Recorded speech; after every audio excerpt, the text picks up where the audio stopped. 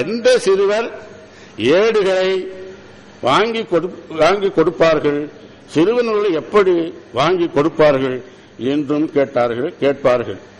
தொலைக்காட்சியிலும் திரைப்படத்திலும் குறிப்பாக நுகர்ச்சி கலாச்சாரத்தில் சமுதாயமே தொலைந்து போனது, அது மீளாது, எழாது. இவையே அவருடைய கணிப்பு. ஆனா உண்மை அது இல்லை. அப்படி சொல்ல இருக்கிறாங்க. ஆனா அப்படி இல்லை. நான் டிவி பார்க்கிறேன், எல்லாம் தான் பார்க்கிறேன். நிறைய இன்னும் நான் விளையாட்டுக்கு சொல்லல, 200 நூல் எழுதியிருக்கிறேன். எப்பயா டிவி பார்க்கிறேன். 200 நூல்கள்ல 100 நூல்கள் மிக நல்ல பதிப்பா வந்திருக்கிற சிறுவர் நூல்கள்.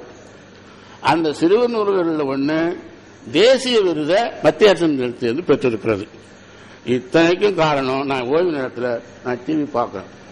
டிவியில தொலைஞ்சு போறது சொல்லிக்கிட்டே ஏதோ ஒரு கோபத்தில் மாமியாருக்கு மரும மேல கோபம், மருமகளுக்கு மாமியார் மேல கோபம்னா அவங்க அதாவது சாக்கிட்டு திட்டத்துக்கு ஒரு பெரிய வாய்ப்பா அந்த டிவியை பயன்படுத்திக் கொள்கிறோம். கலாச்சாரத்திலும் ஆமாம், மனமே உப்பானால் எப்படி இனிப்பு இனிக்க முடியும்? மனமே உப்பானால் இனிப்பு எப்படி இனிக்க முடியும்? அது எப்படி என்றாலும் உண்மையான நிலை அவையா? இல்லை, இல்லை, இல்லவே இல்லை. என்ன காரணம்? இந்த நாளேடுகள் வருகின்றன. சிறுவர் பகுதி இல்லாத ஏடுகள் உண்டா? சிறுவர் பகுதி இல்லாத ஏடுகள் ஒருவேளை பெரிய படைப்பாளிகள், பெரிய நூல்கள், சக்திமிக்கவர்கள் சிறுவர் இலக்கியத்துடைய சிறப்பை மறைக்கிற சூழ்நிலையும் உருவாக்கி இருக்கலாம், அந்த போக்கும் இருக்கலாம். எனவே நான் ஆதவன் மேகத்தாலே மறைக்கப்படுவதில்லை என்பது போல சொல்லுகிறேன். நிச்சயமாக எந்த மேகம் வந்தாலும் சிறுவர் இலக்கியத்தை மறைக்க முடியாது. உலகத்திலே எது பெரிய அழகு? உலகத்திலேயே பெரிய அழகு எது? சத்தியமாக சொல்லுகிறேன், நிர்வாணமாக இருக்கிற மழை குழந்தையினுடைய முகம்தான், அதன் சிரிப்பு தான். அதுபோல் உயர்ந்த சிறப்பினை கொண்டது சிறுவர் இலக்கியம். கதை, புதினம், கட்டுரை, வரலாறு போல் இந்த படைப்பியங்களோடு சிறுவர் இலக்கியமும் சேர்ந்து யாரால் தடுக்க முடிந்ததா? ஏன்? அதன் தேவை, தகுதி மட்டுமல்ல, தேவையும் கூட. நீங்க என்ன சொன்னாங்களே, குழந்தை தூங்குற குழந்தை எழுப்புறதோ தூங்குற குழந்தை எழுப்புறதோ அல்லது முடிச்சது தூங்க வைக்கிறதோ, தாலாட்டு பாடுகிற பண்பாடு இசைக்கும் சிறு இலக்கியத்துக்கும் ஒரு மரியாதையிலே எழுதாத கிளவினா என்ன? எங்க பாட்டி நான் குழந்தையா இருக்கிற போது என் மடியில போட்டுக்கிட்டு அவங்க சொன்ன காலை அசைச்சுக்கிட்டு 6 6 அதுக்கு முன்னாடி இந்த லூலுன்னு ஒரு சொல்லுவாங்க, அது வரல, அதுதானே.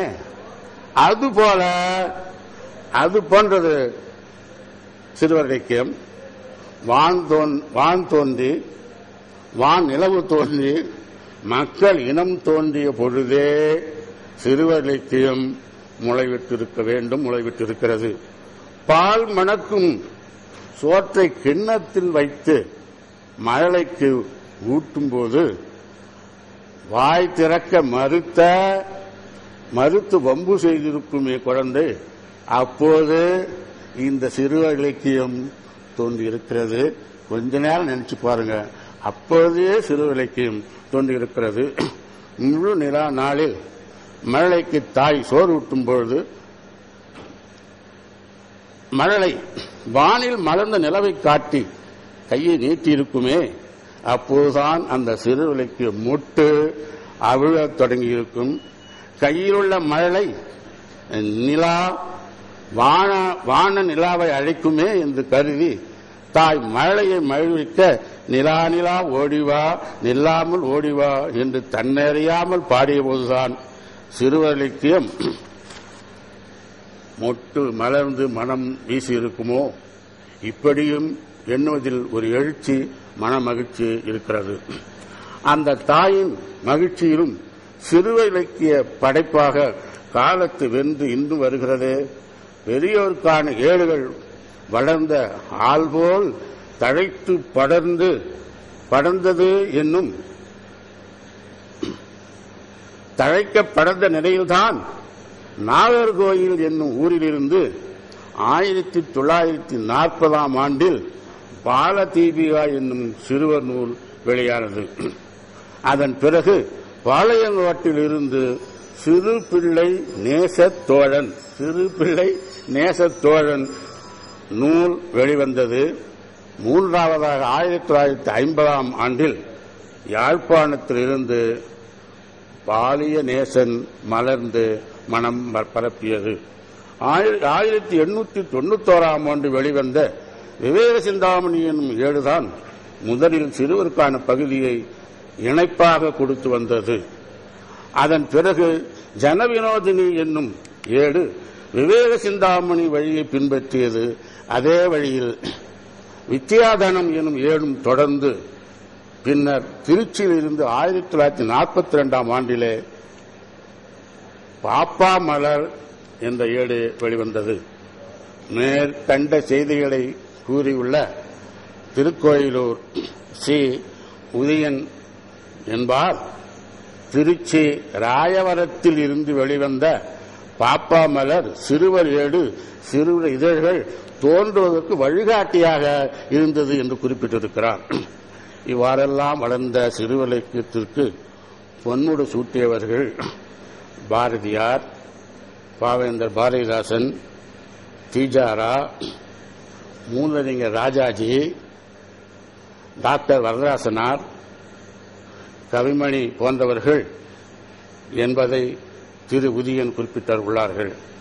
சிறுவர் இலக்கியம் என்னும் கோபுரத்திற்கு உச்சி கலசங்களாக விளங்கி வருபவர்கள் குழந்தை கவிஞர் அழ வள்ளியப்பா அவர்களே. குழந்தை எழுத்தாளர் சங்கம் என்னும் அமைப்பினை உருவாக்கி அவர் கட்டி காத்து போற்றி வளர்த்தார். அதெல்லாம் மிகப்பெரிய கனவு. அவர் மறைவிற்கு பிறகு குழந்தை எழுத்தாளர் சங்கம் பெற்றோரை இழந்த பிள்ளையானது. ஐயா நேசி தெய்வ சிகாமணி என்னும் இந்த மாதிரி நேரத்தில் நன்றி உணர்ச்சியோடு அவங்க பேரை நினைக்கணுங்கிறத அதெல்லாம் சொல்ல, வேற ஒன்றும் இல்லை. நேசி தெய்வ சிகாமணி என்னும் நல்லவர் சங்கத்தை மீண்டெழச் செய்வதற்கு முயன்றார். எப்படியோ இன்றும் சிறுவர் இலக்கியம் வெற்றி கொடியை கோவை பூவண்ணன், கவிஞர் செல்லகணபதி, பூவை அமுதன் மற்றும் ரேவதி போன்றோரால் பறக்க விடப்பட்டு வருகிறது. இத்தகைய ஏற்றங்களை சிறுவர் இலக்கிய பிறந்த தாயின் இடுப்பு என்ன சிறுவர் இலக்கியம் எங்கடா பிறந்தா தாயினுடைய இடுப்புல தான் பிறந்தான். தாயினுடைய இடுப்பு, பாட்டியின் மடி. எனக்கே ரொம்ப சந்தோஷமா இருக்கும் உண்மையில் படிக்கிற போது. இன்னும் நான் எங்க பாட்டி மடியில் இருக்கிற மாதிரி, எங்க அம்மா இடுப்புல நான் உட்கார்ந்து இருக்கிற மாதிரி ஒரு உணர்வு இருக்குது. இன்னையா 77 வயசுல இருக்கிற கிழவனுக்கா இந்த புத்தின்னு கேட்காதீங்க. தம்பி கூட சொன்னாலும் எப்பத்தாலும் எனக்கு குழந்தைங்க கூடவே இருக்க ஆசைன்னு.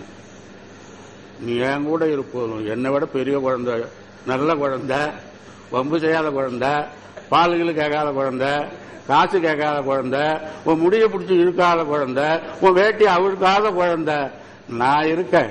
ஏன் தெரியுமா? வயதான பெரியவர்கள் எல்லோருமே குழந்தைகள், பிள்ளைகள்தான் அவர்களை பெற்றவர்கள் என்ற ஒரு மகிழ்ச்சியான செய்தியை நான் உங்களோட